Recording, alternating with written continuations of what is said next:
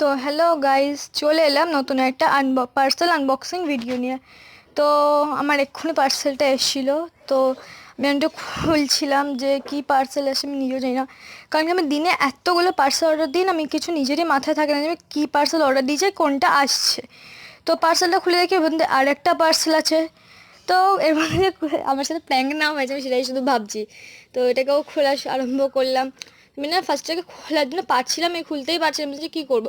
তো দেখলাম হাতে কাছে একটা কাঁচি আছে, তো কাঁচিটাকে নিয়ে খুলে নিলাম এটাকে।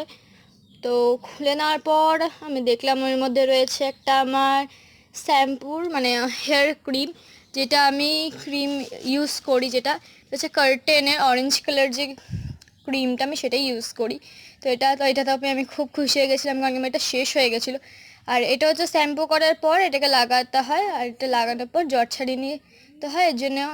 আর এটা আমি খুব ইউজ করি, কারণ এটা আমি বেশিরভাগ টাইমে এটা আমি ইউজ করি।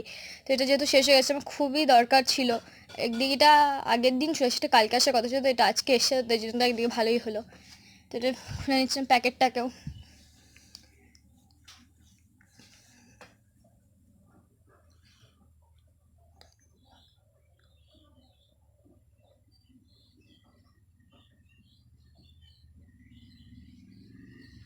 তো প্যাকেটটা আমার খোলা হয়ে গেছে, আর ঢাকনাটা না হালকা খোলা ছিল।